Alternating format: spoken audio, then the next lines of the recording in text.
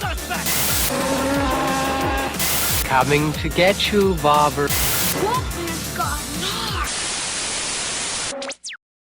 Hi guys, my name's Barry and welcome back to the channel. We're going to talk about a bit of Halloween Kills and leading on to Halloween Ends with this radio tower. Now, I got a few comments about the radio tower. People were asking me about the radio tower. What are my thoughts on the radio tower? And I'm like, why is people starting to ask me this question for some reason?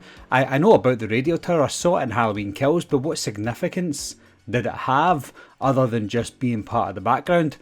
But then I found out that I didn't listen to the commentary, but David Gordon Green mentioned that the radio tower plays a significant role in Halloween Ends. So then I got to thinking, I was like, well, what's the radio tower got to do with Halloween at all? So it is going to be a hard one because John Carpenter is on board with this new Halloween franchise with David Gordon Green.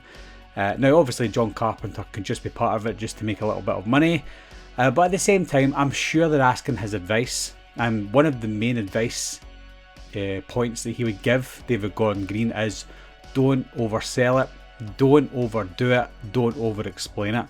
Now if they use a radio tower to try and explain things, then they're going in the wrong direction. I'll give my thoughts on the radio tower at the end of the video, but first of all, what I don't like about them introducing the radio tower into Halloween Ends is I feel like the foreshadowing of the radio tower is too late. You're showing us the radio tower for the first time in the flashbacks in Halloween Kills, and then thereafter you're going to show us it later on. It's too late, I believe. It's almost like the Mrs. Voorhees situation in Friday the 13th. You're giving us a character too late in the movie for us to guess anything that she has to do with the movie or be the killer, and it's the same with the radio tower. You'd not gave us any inkling in Halloween 1, even though there's a few words that they mention in Halloween 1 from 1978, they mention nothing about the radio tower, and then nothing gets mentioned about it in Halloween 2018. So how are we supposed to put the dots together until it's actually spelled out to us when we see it in Halloween Kills and Halloween Ends?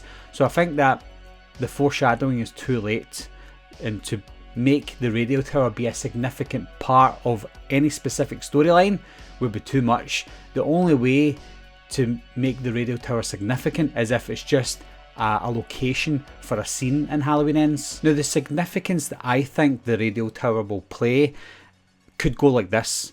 You know, Michael Myers was 6 years old when he was looking out his window. He maybe was looking at the pretty lights on the radio tower.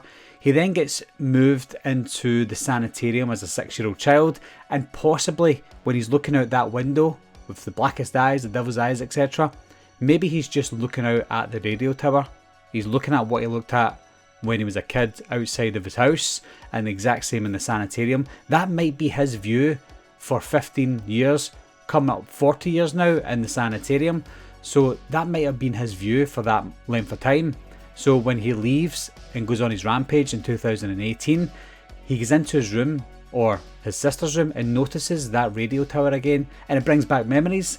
That's the only significance that I can think of that would come into play. Now they have to be careful with this part because it could venture into the Curse of Michael Myers territory, and that is maybe Michael believes himself that the radio tower is giving him strength or is doing something to him, when it genuinely isn't. It's only all in Michael's head, because we have to remember Michael is an ill patient.